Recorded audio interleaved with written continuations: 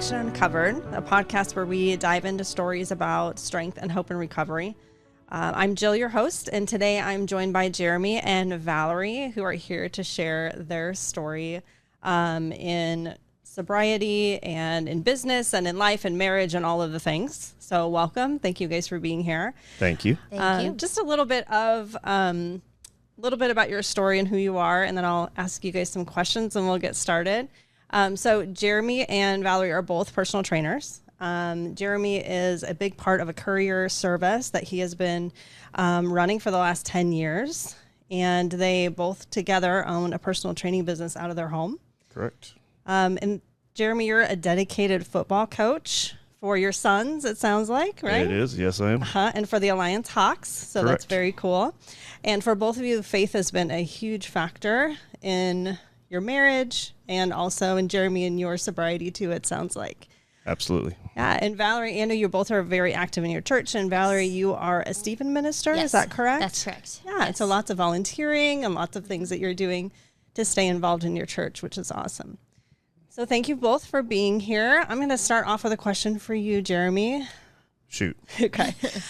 So tell us a little bit about where you mentioned when we talked before about drinking and partying. It was kind of part of your story. Can you tell us where that came from and when it came to a head? Where it came from, when it came. That was 12, 13 years old. I started drinking a lot. We moved over to the Omaha area, trying to fit in different areas, and I kind of put myself towards whatever group I could. I was chameleon. I put myself with jocks over here, drugs over here, and I just found a spot with normally drinking and drug crew, and it just became part of me.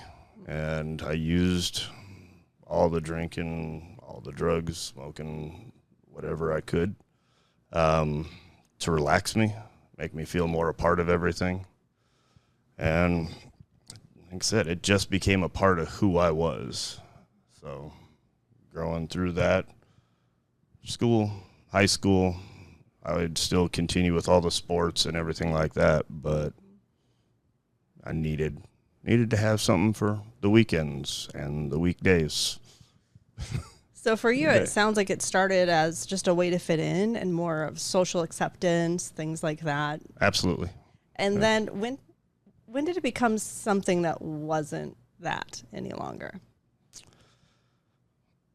Honestly, I really don't know. It was there all through high school. You wanted to fit in with everybody. You didn't want to be left out. You want to be part of the parties. You wanted to go to any of the clubs just to be part of it. It wasn't so much the fact that I enjoyed doing it. What do they call that? FOMO, just that fear of being left out. And I never really actually liked it, to be honest. Again, it just became who I was. After high school, then it was a daily occurrence. I'd go to work and find the same exact type of people. You gravitate towards everybody, and then next thing you know, you're getting them to do it. And that's your life. I mean, so I don't, yeah. It's your crowd, yeah. Exactly. And you guys you met 18 years ago, is that right? Yeah. Yes. 18 Yes, years a ago. little bit over 18 years right now. Yep. And you've been married for how long? It'll be 14 in October. 14. Yep. Okay. 10 plus 1 equals 11. October 1st, 2011. Good job. That's how he remembers. Okay, good. So Valerie, for you, when the two of you met, what was this like for you? It didn't really bother me. I knew he had quite a past. I mean, he warned me from the very beginning. And I guess I was looking for a bad boy, so I was fine with it. But yeah, his past didn't bother me. We went out quite a bit. Like, we had our spots on what was Murphy's, I don't know, a Wednesday night. I can't remember. Tuesdays, oh, okay. Well, we had our spots that we liked to go to, and we had a good time. But it was as time was moving along, I realized we were having more issues than anything. specifically while dating, I remember it was Valentine's Day 2008. We went out, and he decided, I was fine. I was sober enough to drive. He was not. He took the keys, persisted, I don't know. Took the keys, and that was his final DUI that he had gotten that night. And I would assume I realized before then that there was an issue, but again, a kid didn't really care. I mean, I did care, but not enough to make any sudden changes or step up and be like, we can't keep following this path anymore. I didn't have the heavy drinking issue. I could handle it. I didn't need this guy. It doesn't matter what beverage it is. He will down you a glass of water in 60 seconds if needed. It's just the way he is. It's just habit. Yeah, it's just what he does. But I didn't really think much of it until marriage and having kids that I realized it was an issue that needed to be worked on. And you mentioned, as we were getting ready for this talk today, you mentioned there was one specific day about 10 years ago. Yep. You got a call from Valerie. Can you tell us about that? August 12th, 2015. I know it's very well. She went to take the kids out of town to visit grandparents, and I didn't really care to make that trip. I don't even think I was actually invited for that because she knew that I was going to be working, and I never really wanted to make the trips anyway. So I was just at home doing my thing, and that's crazy is when they leave, that's when I don't go out. I don't party. I don't do anything. I just sit home, and I'll still have drinks. But, I mean, it was never just to get drunk or anything. I'd have a few, and then I get a phone call figuring that she's just getting there, letting me know that she made it safe. And she says, I'm leaving you. Okay, well, I didn't really know what to say. I don't even think I had much of an argument. I kind of just accepted it. I have my own phrases. I don't know what you can say and not say, but, basically screw it, gonna leave them, just gonna miss them. Obviously, I didn't really feel that way, but I portray it nice and simple. That night was the last time I've had a sip or anything. 3,649 days ago. So I'll have 4 days, 10 years. Wow. So amazing. And that was it was the phone call. Yeah. It's the reality that hit in that moment. Mm-hmm. Hit my rock bottom. I mean, I've had a lot of DUIs. I mean, within a couple of years, I had 2 firsts, 2 seconds, 2 thirds, ones that I got off on technicalities. I mean, I've had like 9 DUIs and never had any consequences. I've had my last one, I was the only person in court, and I'm thinking I'm in the wrong courtroom because it's just myself and the prosecutor and family and attorney. The judge actually tells me, hey, I'm telling you now, and you can read this. This is the new law. If you get in trouble again, Mr. Green he can't do anything for you. You will go to prison, a minimum of 5 years. You would think that would have stopped me. No, I still went out. I still partied and still drank. Got in trouble while I was on probation, so I did have probation on sometimes, and went to drug court. And that was a whole separate issue, but I went to drug court. So I had 2 years sober at that point, and that was right after we got married. He was sober until shortly. It was a year after Liam was born.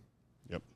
Our oldest, he's 13. So Jeremy was sober from right after our wedding, 2011, until September of 2012. Sorry, 2012. He graduated drug court, and I found out I was pregnant with our second son. That day. Yep. And I knew at that point I didn't want to go back. I liked who I was. I had changed a lot. I mean, Sarpy County was no joke. Douglas County was just kind of whatever. You could get away with anything. Sarpy, they really got on me. They made me do so much crap that I didn't want to do, but you can only fake it till you make it for so long, and that's one of those where you're either in or you're out, and I was in. I didn't want to go back to drinking. I thought everything was good. I think it was probably, 2 or 3 months after graduating.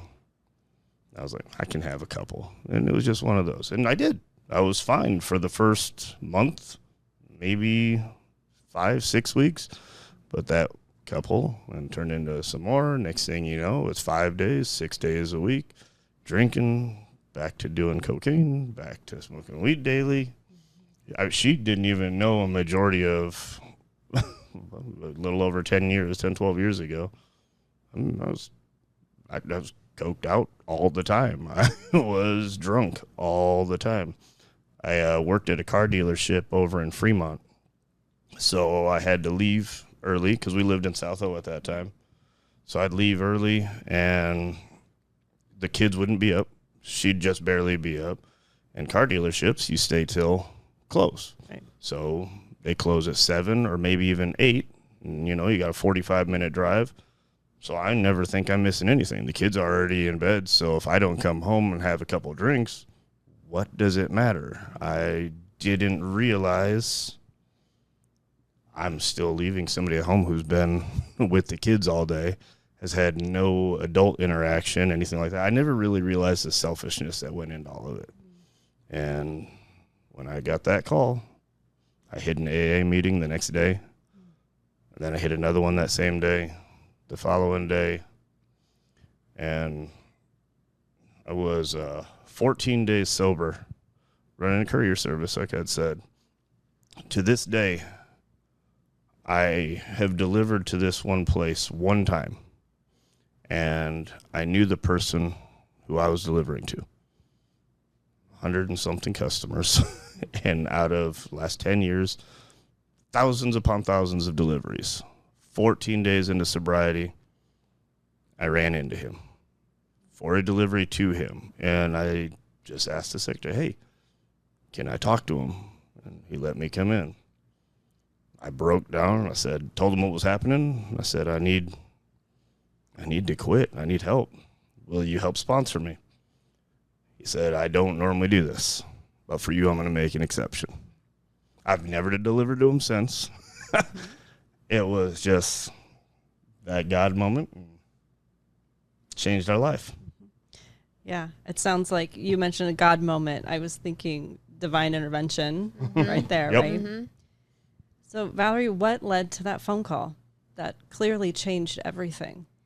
There were so many nights, like he said, that he wouldn't come home. We would fight on the phone. I'd be like, "Can you just come home?" And he'd be like, "No, I'm out with the guys. I'll be home later." And nearly every single conversation, "I'll be home soon. I'll be home soon." And he would never show up. And just all soon to me, all these apologies after apologies after apology. I just got tired of it. I remember, I think it was the day I left to go to my parents. We had to go to Sprint at the time to get new phones or update our service or something. And he was drunk when he came to grab the boys and I to go over there and to the Sprint store. And it was just embarrassing, like listening to him talk to the dude behind the counter, sales guy. Yeah. I'm like, I can't do this anymore. I'm so sick of this. There were nights he'd come home and threaten divorce because I was irritated that he was so drunk or combative and fighting me and had been out or didn't come home. I remember a New Year's Eve where he came home and he had already been out with his buddy for drinking most of the afternoon because that's what sales guys do. All of these things, there's just always an excuse. And I didn't want our boys at the time, we just had the 2 boys, I didn't want them to see that behavior as acceptable. I didn't want them to think that talking to their wife or their mother it's okay to talk like that or behave that way or never come home. Jeremy's mom had shared with me one time she used to work at Kmart when it was open, and there was like this center stack of Busch Light. And Liam, he would have been 2 or 3. was walking through the store, and he points to it and he goes, "That's Daddy's juice." And that's just something that's always stuck with me. I never want my kid to think that that's okay. Now he knows Daddy's juice is Red Bulls, and I can handle that. But I didn't want it to be, that's all Dad does. That's what Dad comes home, or when Dad doesn't come home, that's what he's doing. And I know alcoholism is in his family. His dad doesn't drink because his dad was an alcoholic. And I know, obviously, that that's something that can be passed down to the kids. And I just didn't want that for them. They needed something better. And so I decided that seeing those things, there's a lot of things that led up to that particular, like during that week or that month previously to me leaving, that I just was tired of. We had gone on a trip to the Ozarks, and I had a miserable time. I was looking forward to just a couple's weekend. Our kids were at my parents', and I just wanted to hang out with my husband. We never went on a honeymoon. We never did anything like that. We never traveled. So I thought this would be a fun little escape. Well, he's in another room doing various drugs. And like he said earlier, he was doing drugs a lot, and I didn't know any of that. I'm very naive, obviously. But also done enough to where he knew how to hide play it off as it's just a normal day. Yeah. And as he talks about it, his sobriety, or like during sobriety, I should say, as he's sharing stories with other people and things come out, I'm just shocked at the amount of stories or the amount of times that he was drunk or on something. And I had no idea. He just had me fooled. And I laugh about it now. It doesn't bother me. I just cannot believe the life that he had. I'm really proud of him. I'm proud of him for being where he's at. I love that he shares. I should be alive. Yeah, his parents have even said that. I mean, I went off-roading in the crossfire, for crying out loud. Wow. Going as a finance manager for a while, and the bankers, they take you out to drink. After all that, I'm trying to keep, I'm still not a super small guy, but I'm with these 350-pound big guys, and the banks just keep buying shot after shot. I made it home, and I'm looking for everything. I'm like, man, I've got a trail of clothes over here. I woke up on a love sack and realized after I brought my car to the shop, because somebody said, hey, what'd you do to your rims? I had no clue. And I only know two things. You went off-roading, and it was Dukes of Hazzard style. Like, what are you talking about? So they take me to the lift. They're pulling grass off the bottom. I thought I'd burned my clutch, but it was because the burnt rubber from the wheel wells from landing. My solution was to put new rims on that, trade that in for a Hummer. That way, if I go off-road, I'm safe. Right. You would have thought it would have been a little different. Yeah, it was. Perception of reality was not very healthy. Well, also, alcohol and drugs change the way that your brain functions. Absolutely. Yep. So it's easy to look back and say, how could I do that? How did I survive that? What was I thinking? Look at all the things I was risking. But your brain in that moment, the drugs and alcohol take over to the point where it's a priority for you. Mm-hmm. It's a priority over food, family. That's just the way that the brain changes because of it. Mm-hmm. Yeah. But it's a miracle that we survive some of the things that we do when we're in that space. Yes. So I'm just so curious, though. That was a lot of things. And I'm thinking about, Valerie, you talking about not knowing that a lot of this was going on and still hearing the stories and being able to, you said laugh it off, but just kind of breathe through it because you know we're in a different space, right? Mm-hmm. How in the world do you build that back up? How does that work? It is time. And that's a great question too, because I remember telling him in the very beginning of his sobriety, like, if you mess up, I'm out. I can't do this again. Wouldn't believe me. Yeah. And there was a lot of doubt. Yeah. It took a long time for me to fully trust him because he had been sober before. He was sober when I met him, and then he was sober when when he was on drug court. So that was a couple of years. And then I was like, there's no way you're going to do it now. Like, how is me walking out and telling you that I'm leaving you really going to change you? And it took a lot of faith. Living on a buddy's couch for a while because needed to give them space. Yep. took a while before she gave me any sort of chance. He came back home in October. I don't know the exact date, but October. And I don't think that I fully felt like I could start trusting him until well into the next year. There were steps, of course, that I did, but then I just get a little nervous. Like, I don't know. I don't want to set myself up for this to be okay and then it not to be okay again. And I have to thank him for faith, because if I didn't have faith, there's absolutely no way it would have worked. He had gone to our pastor at the time and reached out to him and said, I need help.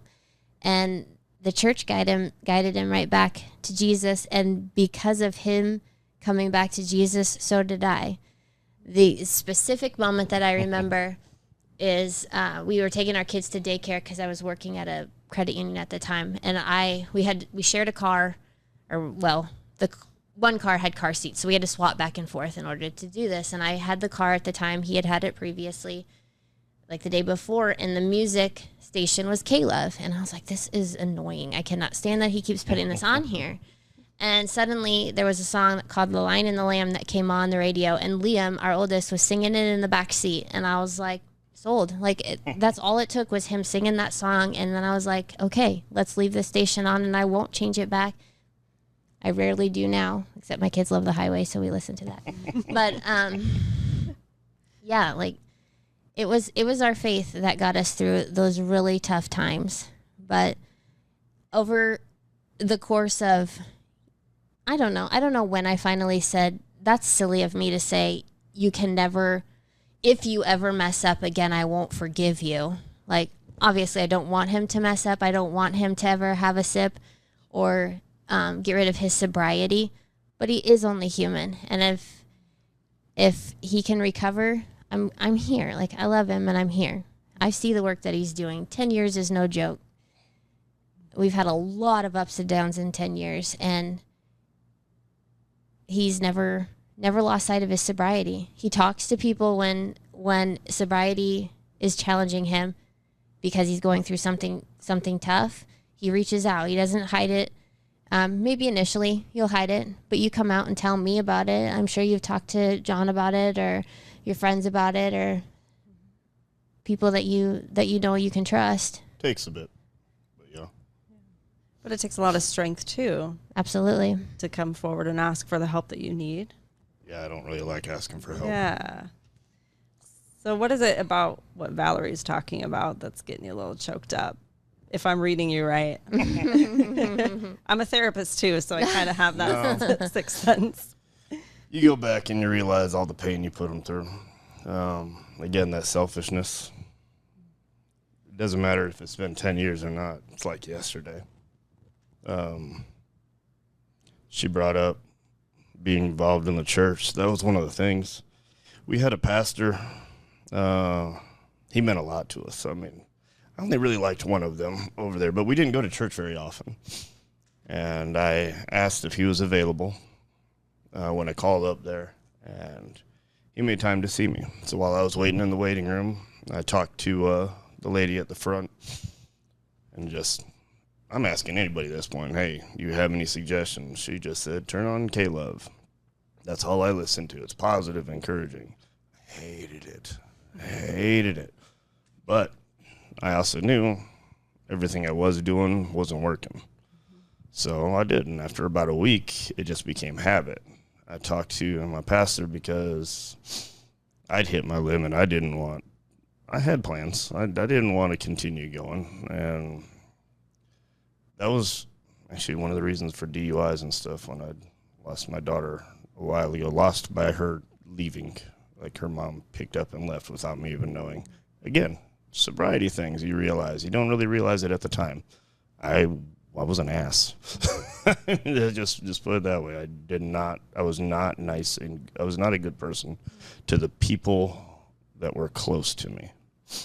Anybody else partying, I'm the life of the party. I'm one of the first calls you want to hang out and you want to do all that stuff. But if you are close to me, my wife, anybody like that, they know who I am with and without. So they try to call you out on it, and it really frustrates you. It gets to you. And I just think about all these times that she's talking about daddy juice or us swapping cars, because she would really say that. She was like, why do you have this crap on or whatever, and just roll her eyes. I'm very stuck in my ways on how I don't like change. So it doesn't matter how I dress. It's just give me some athletic wears, things like that. And I mean, I'd go shopping. I'd try to show up to her work when we're doing this just to look decent. Didn't matter. I mean, none of that mattered. But getting involved in the church, talking to him, it saved my life. I mean, I remember we took the kids to church, and it had to have been Camden, who was a baby still. I mean, he was super, it had to have been, because he would still be crying. So we always sat in the back of church when we did go, and he was about to start getting loud, so I took him into the infant room, and it was some topic about, if your spouse was, can you forgive somebody if they've cheated or something like that. It was a lot to do with, is this forgiveness? Can this happen? And with everything we were going through, where I'm losing my wife, I just needed to hear it. And two of the moms right there could tell. And they're like, go, we've got your kid. I'm like, son of a... I'm saying that now because emotions come. I'm not good with emotions. I'd rather get angry than show weakness. I know that's not correct. That's how I always grew up believing. But what was it? Liam wanted us to go to the front row or something one time. Like, oh my goodness, the crap we do for our kids. But now, again, creature of habit. If somebody's in my seat when I get there, I am not a very happy person. It doesn't happen very often. We've had the same spot for the last 10 years almost, so we make sure to go just about every Sunday. Pray every night, watching our kids, read what kind of Bible is that? This children's Bible or something like that. It's great to see them know what I've been through, because we don't hide any of it. You can talk. God's a very active part of our life. And like he said, we share everything with the kids, because I don't think they should be sheltered from who their dad is, or what our marriage was like before and after. They were part of our renewal. We renewed our vows in 2021, 10-year anniversary. And I just think that having them part of it just shows how far we've come. It shows how important it is to work through your vows. He taught me that, because I was ready to give up. We made our vows for a reason, and it's because he matters, because we matter, because our marriage matters. There's so many fighting for. Yes, there's so many blessings that have come with his sobriety, and two of them are our girls, because the day that we have a little girl now because he's sober. We didn't end our marriage. We also have been having a relationship with his daughter Maya, because the day that Sailor was born, she was the only one that was allowed to come into the hospital. We wanted to save it just for the three of us, Sailor, Jeremy, and I. But first time I'd seen her in years. Yeah, he texted her mom, Maya's mom, and I thought you'd said that Sailor was born. But either way, reached out, and Michelle's like, can we come visit? Yes, please do. And so that was the start of their relationship. Wow. And she was 10, I believe, at the time. Now she'll be 18 in a couple of days. Holy crap. You're old.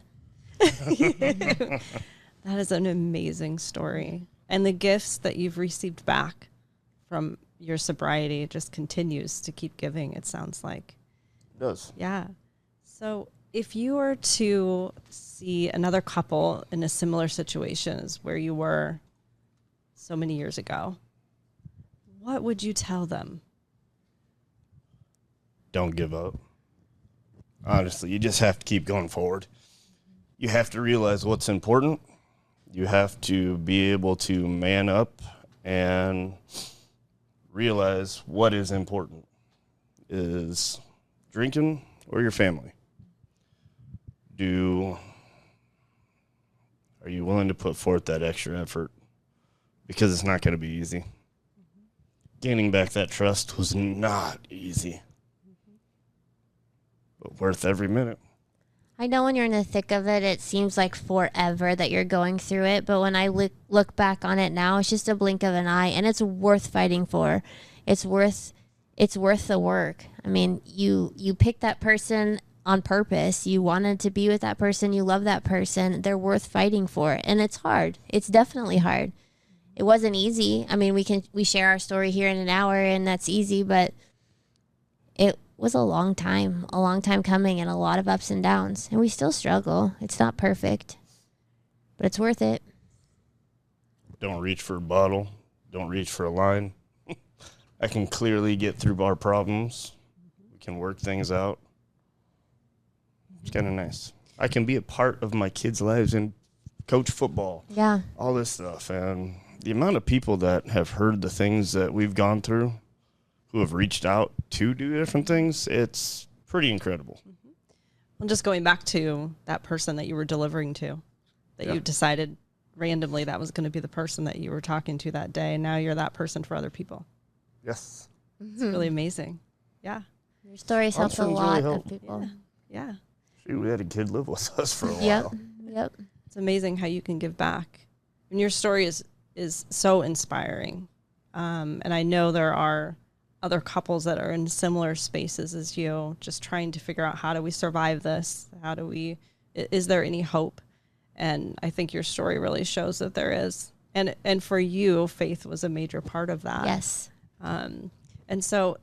And not to dismiss this, because you shared this with me when we were chatting too, is that you have decided no alcohol in your life since February 24th, is it? Yep, Yes, that's the last time I had a drink. And so now, sober couple, just living life, a wonderful married life with renewed vows, great children, and being able to bring your other daughter back into the family mix. It's just a very inspiring story. So thank you guys so much for sharing it with us. And we really appreciate it. Appreciate it.